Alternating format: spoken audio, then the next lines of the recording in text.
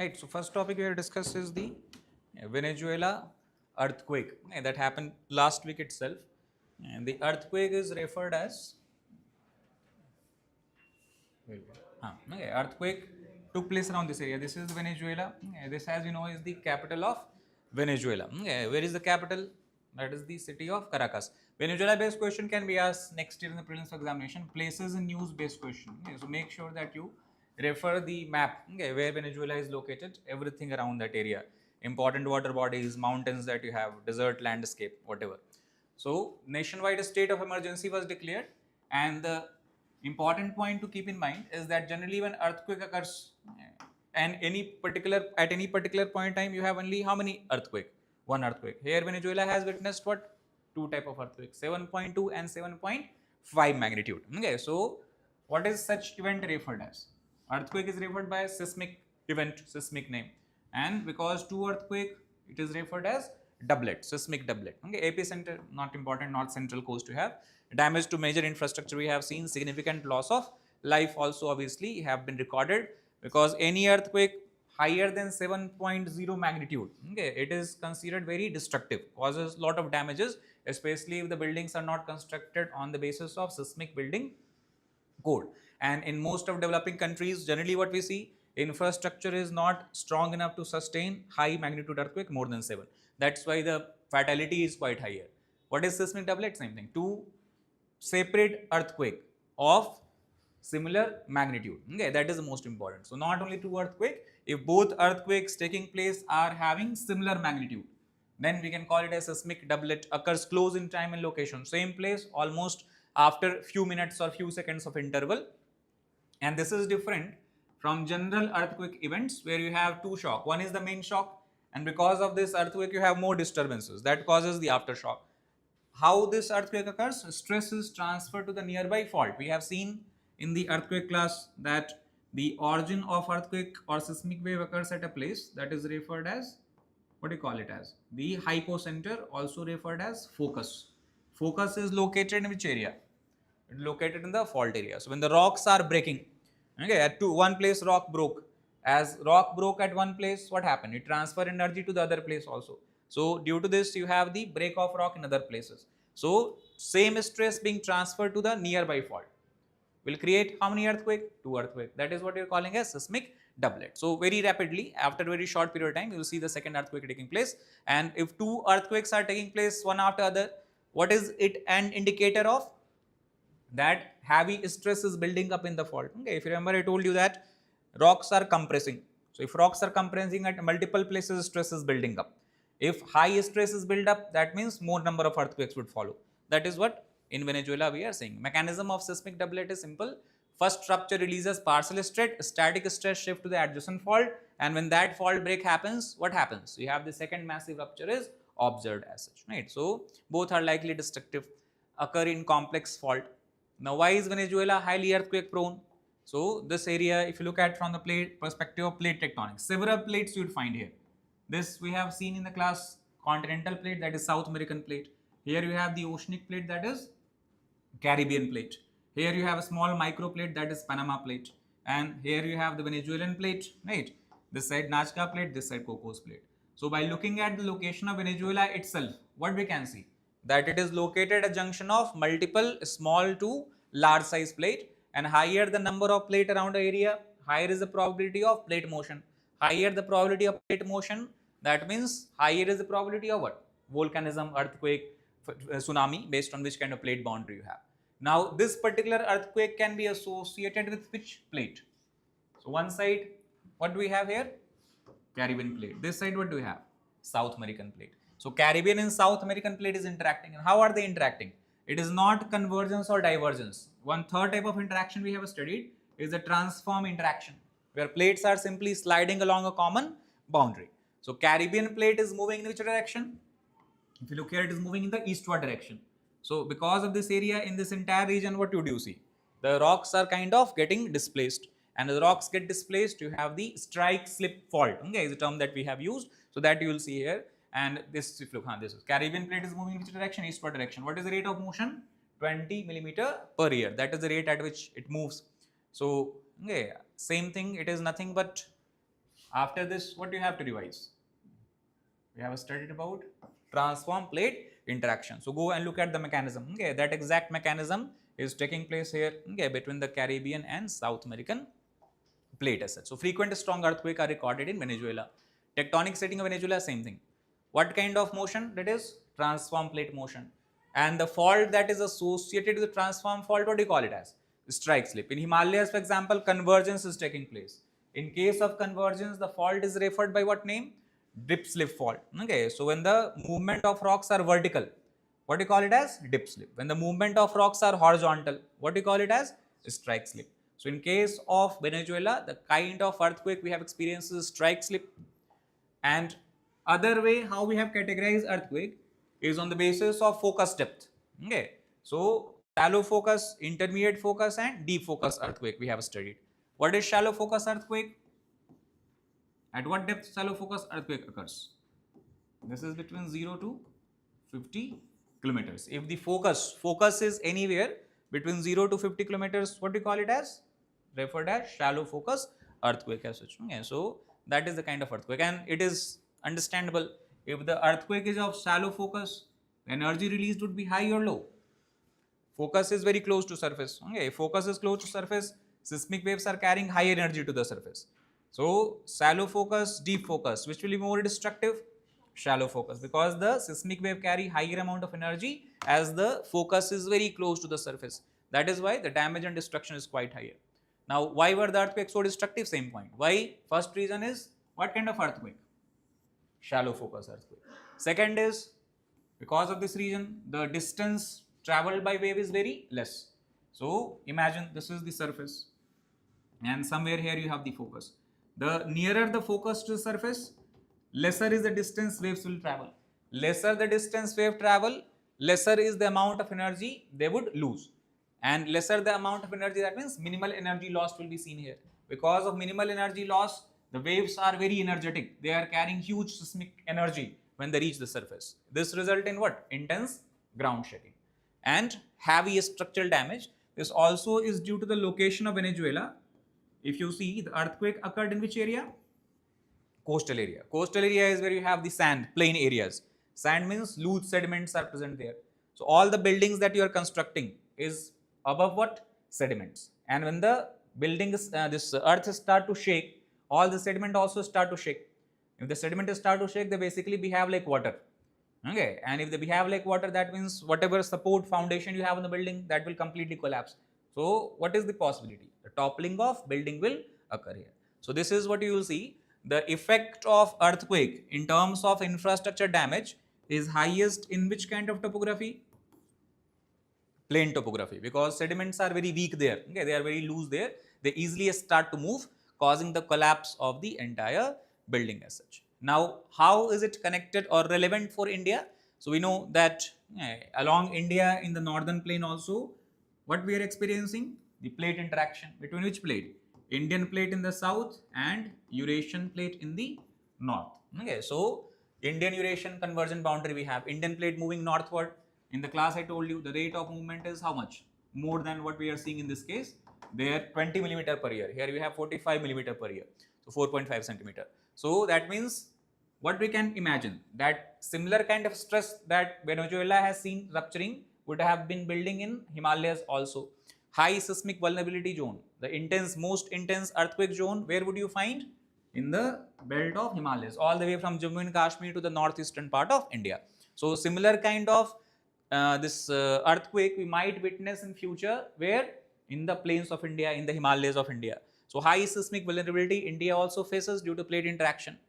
Complex fault rupture is possible in case of Himalayas, in case of India. And that's why we have to learn our lesson, and we have to prepare for what? Against any kind of earthquake based disaster. So we have to learn our lessons, that how Venezuela has managed or what kind of damage Venezuela has seen. Earthquake prone region, as you have seen, seismic zone 5, 2, 3, 4, 5 zones we have. Very high risk zone is Himalayan region, northeastern region and parts of Gujarat, because the most destructive earthquake in the recent year which we have witnessed, okay, we have taken the example of this in the classes 2001, Bhuj earthquake of Gujarat. So this is the areas. Question can be asked that which zones of India we can have the potential of earthquake doublets like Venezuela. how many regions? 1, 2 and 3. These 3 zones have high possibility of seismic doublet. Okay, 2 earthquakes taking place one after the other in a quick short interval. And because we already have awareness and idea about it, what we should be doing? Maximum death in earthquake is not because of shaking of building, it is because of collapse of infrastructure. So we should already try to build which kind of infrastructure? Resilient infrastructure, okay, which is able to sustain such high magnitude earthquake as such. We also have to learn here lesson from Japan. Okay, Japan has built several such kind of infrastructure which is able to sustain the high magnitude earthquake or seismic event or phenomena. Right, so like for example in Japan you have like this, okay, they have constructed the building and the foundation is not this fixed, right? So this is the foundation, imagine, right? This is the entire building. First of all, building is made using very light material, so even if it collapses, people will not get trapped in the rubble and will not die. Okay, so what is that thing?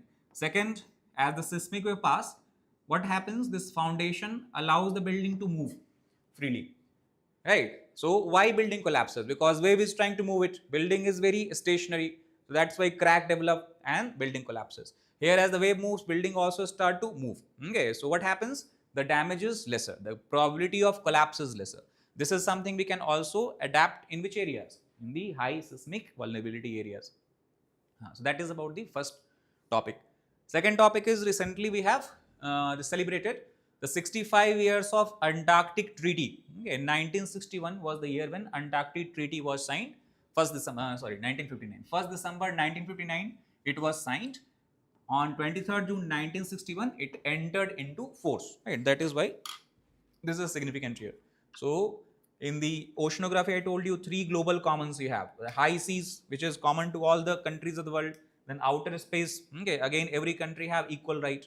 And which is the third global commons? That is Antarctica. Okay, so no country will have sole exclusive right over Antarctica, and that was determined after the signing of Antarctic Treaty.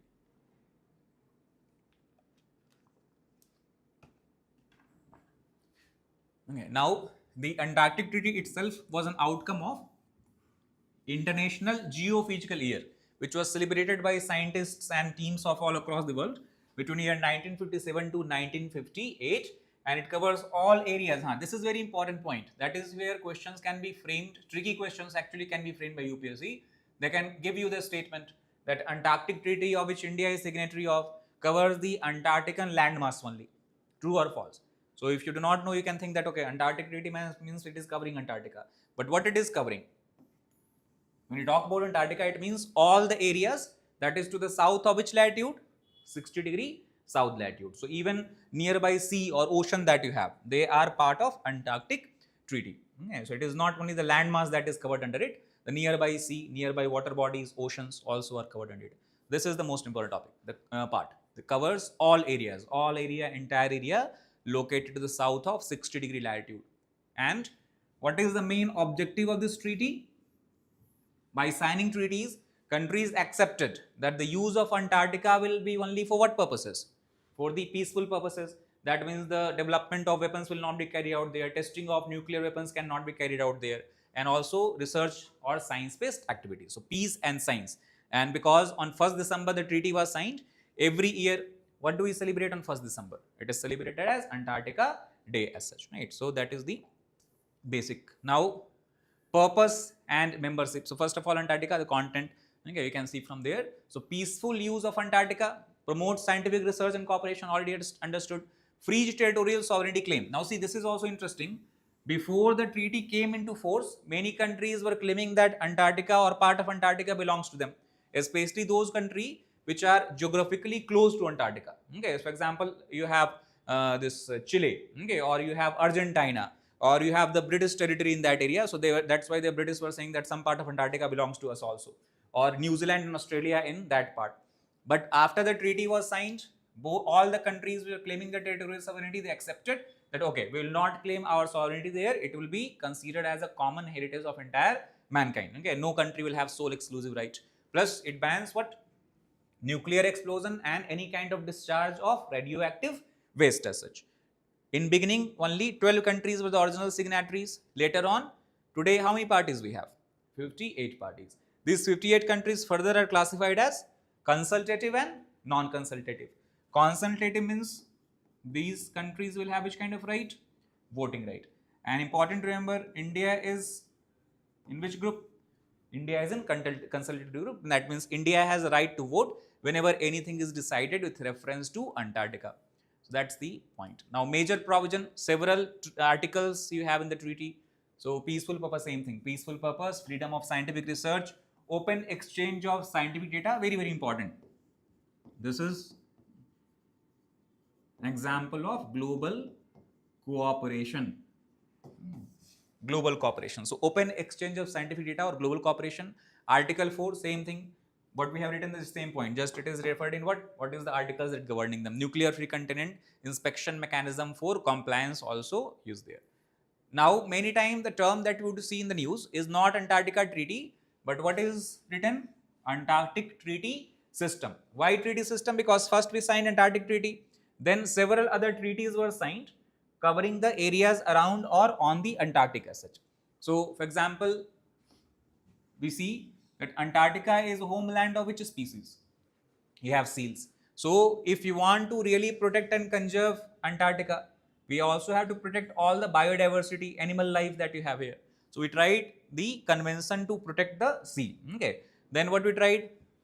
1980 we signed protecting and conserving all kind of marine living resources that you have. Living resources means all type of fishes as small as krill, for example. Okay, so you have the limit how much krill you can catch from this particular area. And why it is so? Because see, when you are talking about conserving the seals, what seals feed upon? Krill. So if you are not conserving krills, can you conserve seal? No, because due to lack of food anyway they will die. That's why you have to think from all perspective. So ecosystem approach we have taken to krill fisheries. Madrid Protocol then we signed, where we have ensured that natural reserves, whatever you have, water bodies that you have, lakes that you have, it will also be conserved. Plus ban on commercial mineral mining. Okay, several gas and oil reserves are believed to be within the Antarctic belt, so that we cannot mine. And overall, we have taken an approach of strong environmental protection. Okay, pollution and all that we have to minimize and take stringent action against any polluting activities. Now coming to India's role in Antarctica. So India, as we have seen, it has been which kind of member? Consultative member, that means has right to vote. Joint treaty in which year? 1983. Late Madrid Protocol, it also has ratified NCPOR, National Center for Polar Research. It is an India's body which leads the Antarctican research program as such. Okay, National Center for Polar and Ocean Research, NCPOR, very important organization. So all the Antarctican research program, scientific program, basically are under the domain of NCPOR.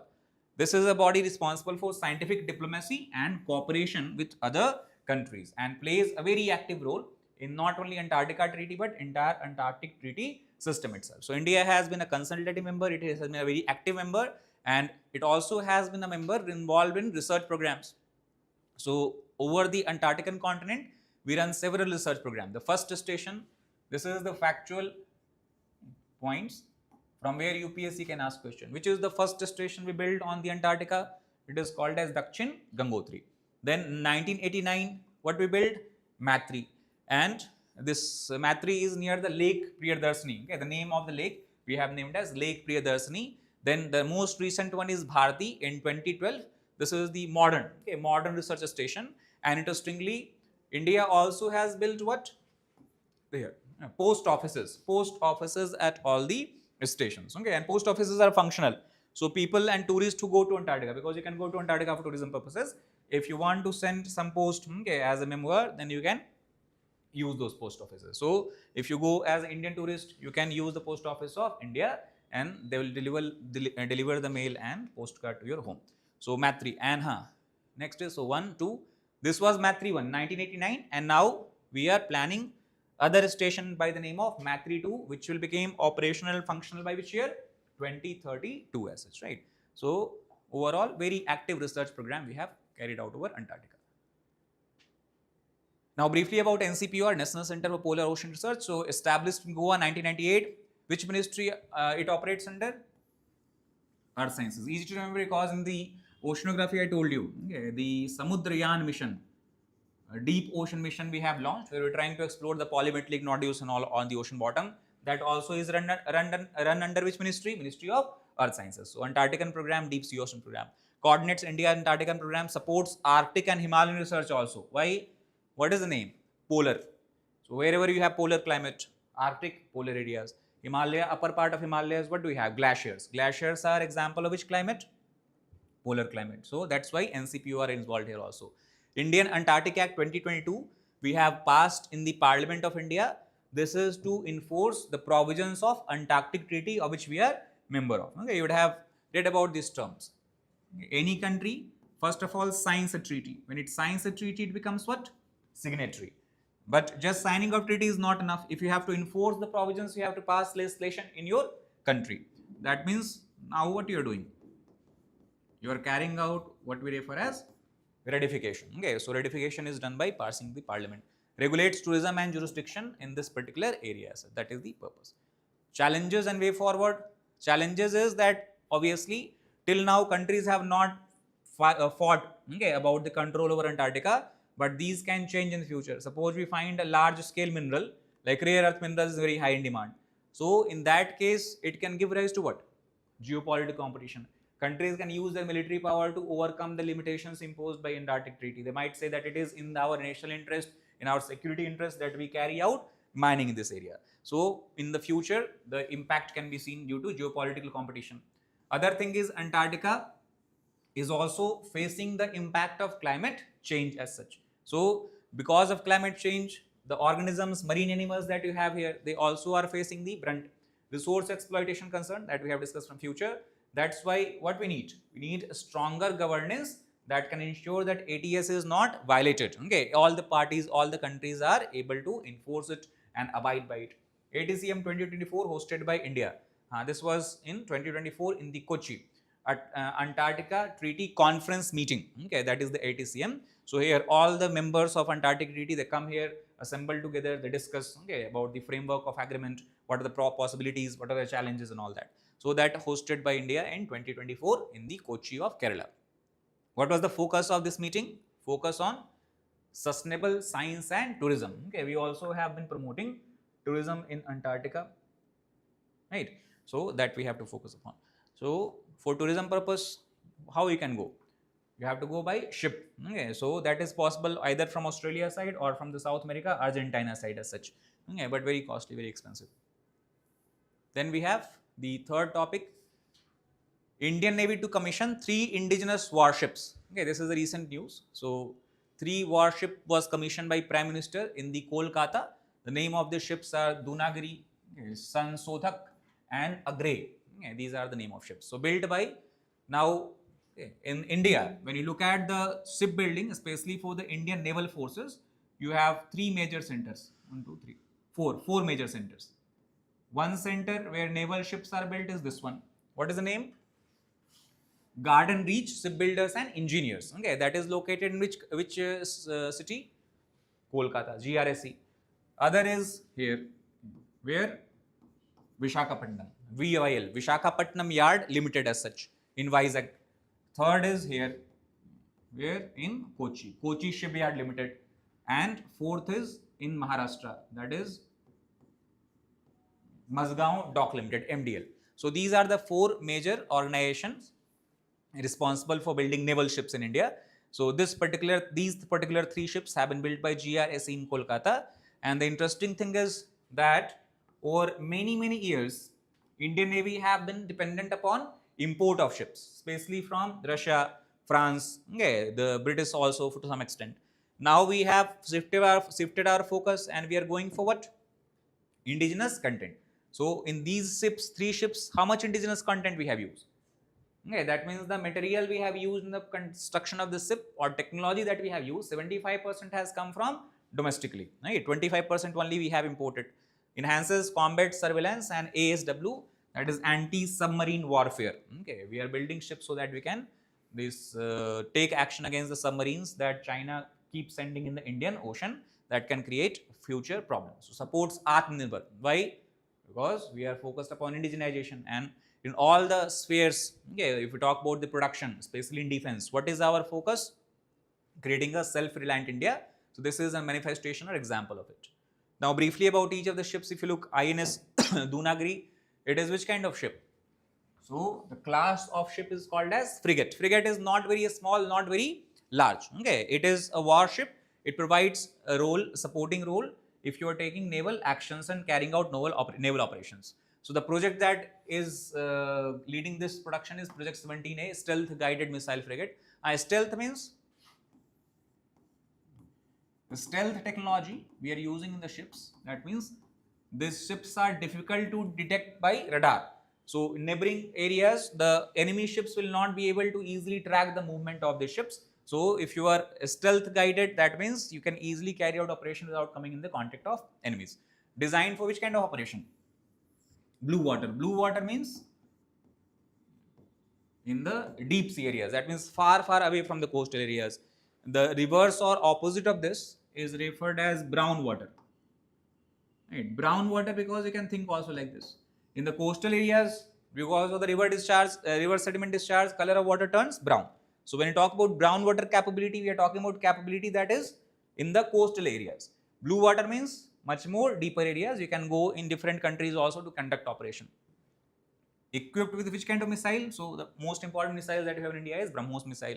Okay, MR, SAM, radar, sonar, all of these are installed here also. Advanced electronic warfare, and as we have discussed, anti-submarine warfare systems are installed here, and boost long-range maritime combat capability. Okay, that is the overall objective. Again, all these things are not important. It is too much facts. We have to focus on only what things?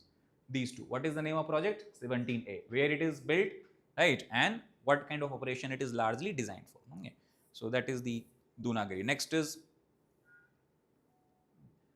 INS Sansodhak. Sansodhak is a kind of research vessel. So SVL, survey vessel of large size. Okay, that is why it is called as SVL. So what is the responsibility? Hydrographic and oceanographic survey. Like polymetric nodules. Where are they found? On the seabed. So how would you know whether in this area you have sufficient amount of polymetric nodules that in future you can carry out exploration or extraction? Only if you have carried out extensive survey here. Okay. Then channels of the water, ocean, water depth and all that, support submarine route planning, right? Like, you know that ocean bottom, is it a featureless plain or you have diverse plain? Diverse plain. So you have a lot of sea mounts we have discussed, right? You have geos are there, you have the submarine canyons are there and all that. And submarine is moving where? Under the water at a particular depth. So if you do not know that whether any mountain is in the path, what will happen? Submarine can face accident. So what is the purpose of this Sansodhak? By carrying out hydrographic survey, you will have the clear map of this entire area.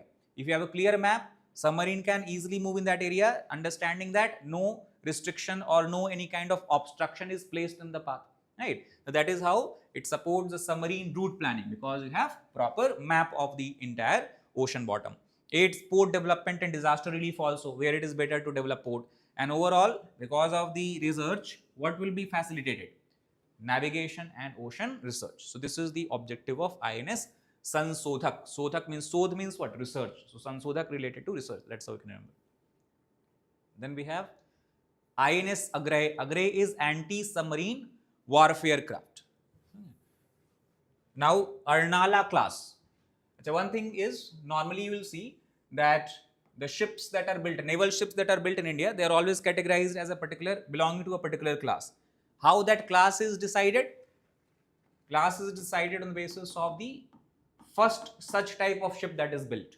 So if I am saying that Agray is belonging to Arnala class, what I am trying to say is that the first such type of anti-submarine warfare craft built in India was named what? INS Arnala. Okay, the other ships will be different name. The class would be based on the first ship that is built in it. So shallow water craft. Now you see that here shallow water means, we can say this is largely projecting capability of which water? Brown water. So first was blue water, this was brown water, because shallow aircraft designed for littoral and coastal defenses. That means very close to the coastal areas, detects and tracks enemy submarine. And if you want to target submarines, what kind of weapons you largely use? Torpedoes. Okay, that's why the ship is this installed with torpedoes as such. Indigenous ASW rocket launchers and sonar. Sonar means, what is sonar? For detection, what kind of waves you use? Sound wave. sound detection and ranging. So based on the sound waves, you understand the this presence of any enemy craft and all that. So overall, it has a purpose of the strengthening the coastal security. That means now if you look, the 3 ships we have discussed, are they same type of ship or different type of ship?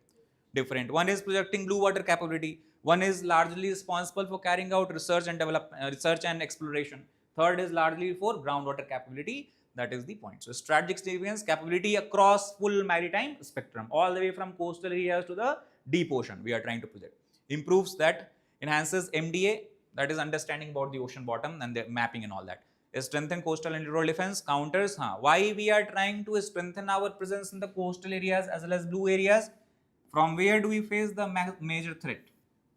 China and Pakistan. Okay, so counters China and Pakistan's naval presence and reinforces again, because 75% indigenous content. So what is it reinforcing? Atmanirbhar or self-reliance Bharat as such.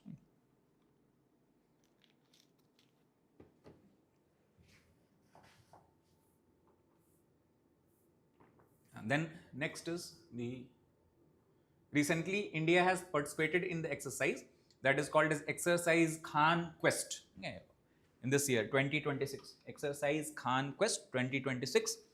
So where this exercise took place, that is Mongolia. Okay, it is a landlocked country situated between where? China in the south and Russia in the north. Okay, so Mongolia, duration not important. What kind of exercise? Multilateral. Multilateral means large number of countries have sent their forces to participate in the exercise. And what is the purpose or theme? It is UNPKO. Imagine that why we want to have military exercises with Mongolia. Mongolia is so far away from us. Okay, we do not have any common threat. We do not have any possibility where both of us have to fight a war together. But what is the the reason behind or rationale behind participating in such exercise? Because where we can come together if we are participant of UN peacekeeping operation. So soldiers from multiple countries are placed together. They have to work together. How would they be able to work together? Only if they are able to understand the functioning of each other. Only they are able to understand how each of the militaries work and all that. Okay, so that is the reason why we carry out exercises. Environment is multinational cooperation we have discussed. Indian Army, they were the participant in the opening ceremony as well. So that is the basic facts. Now, if you look at the evolution of these exercises, so it is old exercise. First time it was launched in which year? 2003. And that time you have participation of only one country, that was US. So US and Mongolia. Achha, if 2 countries are participating, what kind of exercise we can call it is? Bilateral. Now it has evolved into which form? Multilateral. So since 2006, it has become multilateral. And 2026 was obviously 23rd edition that you have. That means every year this particular exercise is being conducted. Now from US alone in 2003, today this year we have seen participation by how many countries? Total 18 countries. So in true nature we can say it is multilateral. Okay? Not only 3, 4, 5 countries, but sufficient number of countries. So India also sent a total personnel of 40. And these 40 personnel have come from which regiment? As you know, that Indian military is divided into several regiments. So India sent its contingent from which regiment? That is, here it is, Jat regiment. Jat regiment plus some members of other arms and services were also sent as such. So that is the evolution and participation. Then what is the capital of Mongolia? Anyone? Do you know? Capital of Mongolia? I don't know. It's so important countries. What is capital?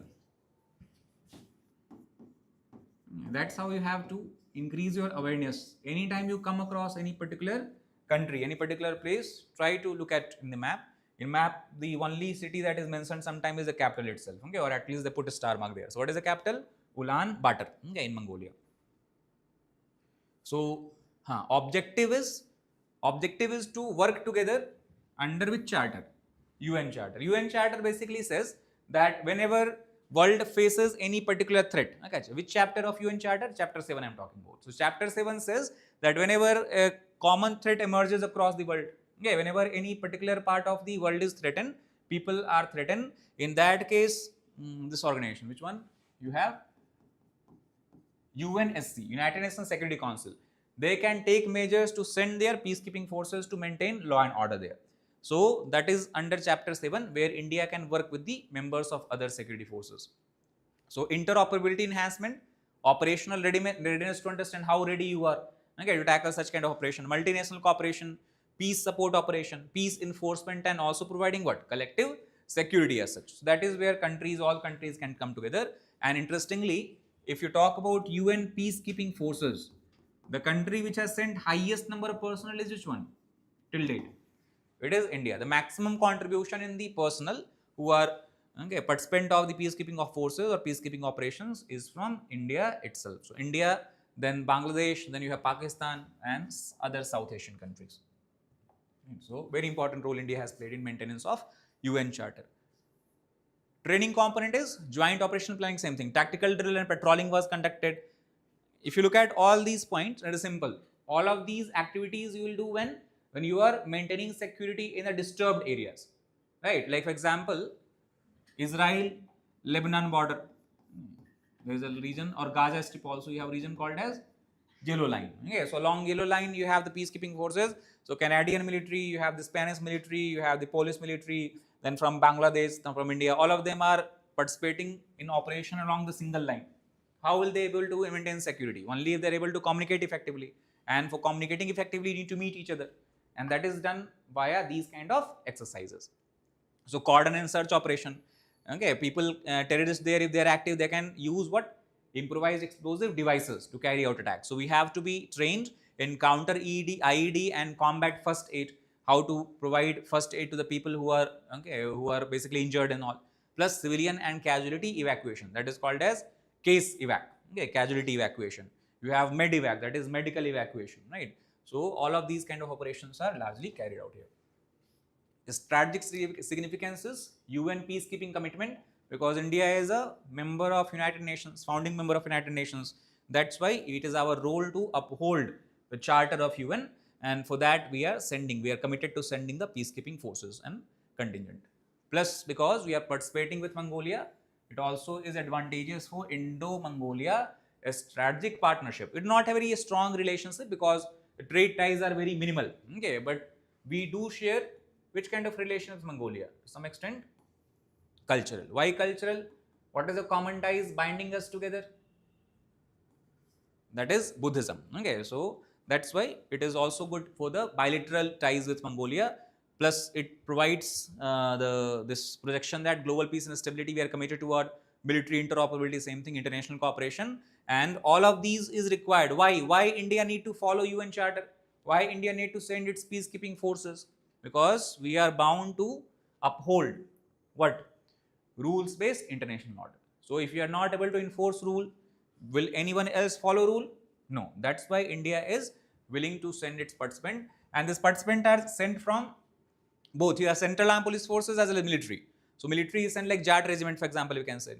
But mostly we are sending CRPF, ITBP, CISF, all these personnel also. That is the point.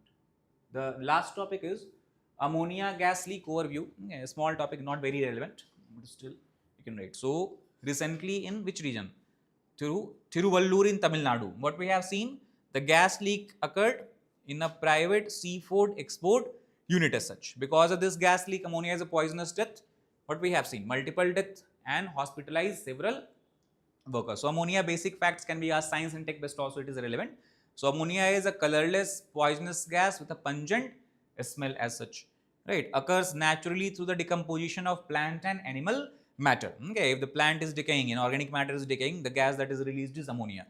Industrially produced also by this process in the chemistry would have studied in the class 7th you have to talk about which process? Haber-Bosch process. So Haber-Bosch process where you combine nitrogen with hydrogen, okay, and produce ammonia, and largely used in which areas? What is the industrial application of ammonia? Three major sectors. Fertilizers, okay, ammonia based fertilizer you produce. Ammonia is also used in what? Refrigeration, and it is also used in what? Food processing as such. Plus one more, cleaning. Okay, ammonia based solutions are also used as a cleaning solution, a strong solution if you are using in cleaning purposes. So that is the point. Now health effect and treatment, if you look, if you come in contact with the ammonia, what is the possibility? Skin irritation, eye irritation, throat, lung irritation and all that. Symptoms are obviously because of the irritation in these organs, coughing, burning sensation, nausea, breathing difficulty, skin blister. Severe exposure can also lead to what? Pulmonary edema, okay, that you have lung is affected, lung damage, respiratory failure, and obviously death, as we have seen in these cases, had taken place.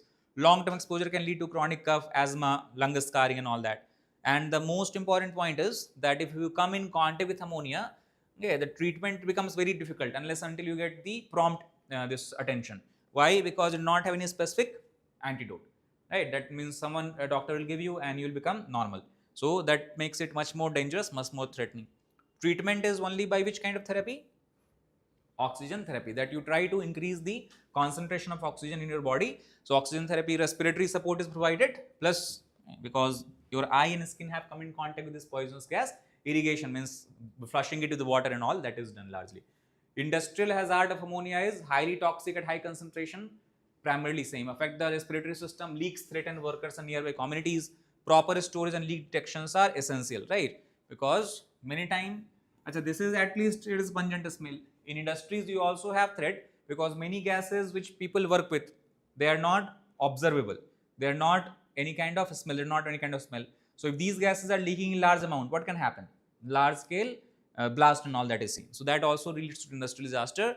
And in India, that is the problem. The leak detection is not very effective. In many industries, especially small scale factories that you have, it is not even placed as such. Plus, in case of India, we also see generally the PPE is missing, personal protective equipment, right? So in industries, when anyone is working, you have to always be in PPE gear, so that in case of any disaster, any hazard, your life can be saved, or the damage or the the effect on health is minimized as such. In India, what we do? Largely ignore all these rules. Okay, even on the roads you see, helmet is what? Very much required for your own safety. But people are not wearing helmet. Why? Because they think that police will not catch them. Right? So this all same thing is reflected where? Inside the industrial premises. And especially a general pattern or trend you would see in the industrial disaster, who are the one who faces maximum crisis or maximum damage? These are the contract workers, because for their own workers they have to be responsible. If someone faces problem, if someone is dying, if someone is sick, it is the industry or the company that have to bear the entire burden. For contract workers, they are not bound to do so. That's why for contract workers, they also try to do cost cutting. They are not even provided PPE many times. I think last month we have discussed in current affairs one such similar kind of industrial disaster where life of people could have been saved simply if people were in PPE as such. But company did cost cutting there, right? So that is the issue. Emergency evacuation plans are critical, but it is not generally followed. Okay, how you have to move or to evacuate people from the threatened area, dangerous area and all. Now, legal and regulatory safeguards, several safeguards we have, rules we have.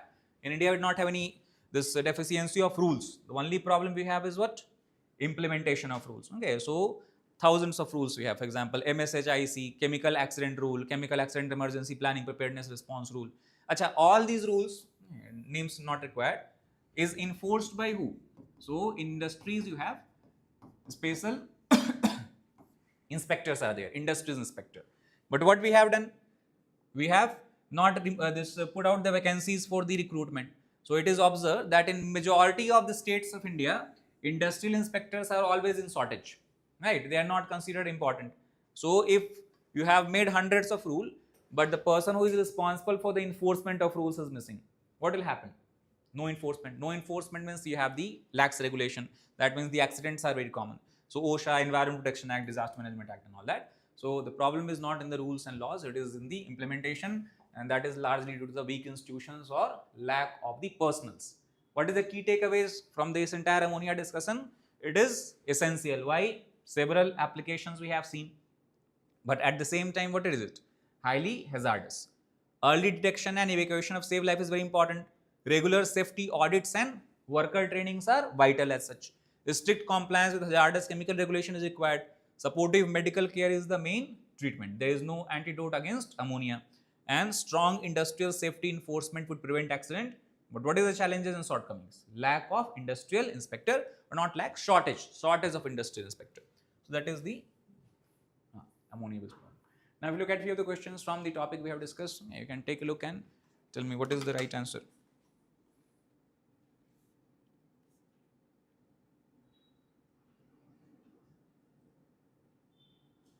What should be the right answer? Antarctic Treaty prohibits military activity and nuclear explosion. True or false? True.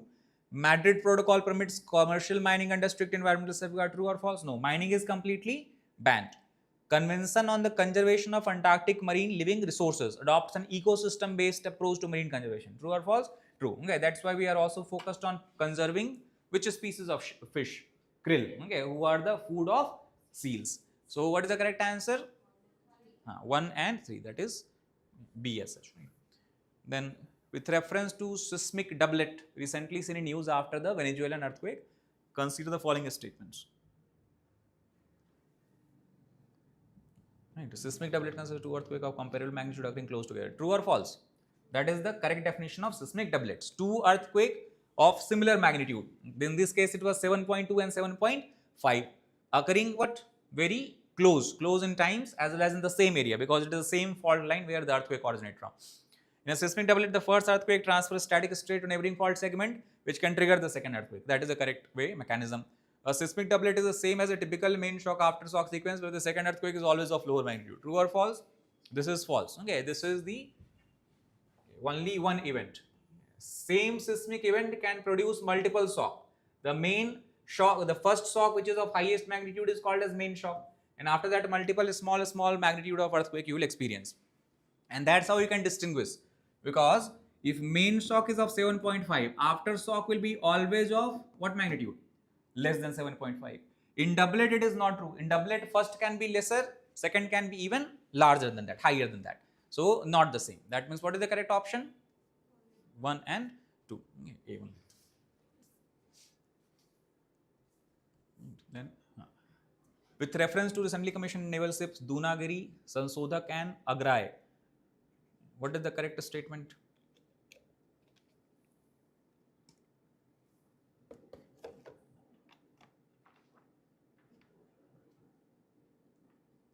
Dunagiri we have discussed which kind of operation it is capable of.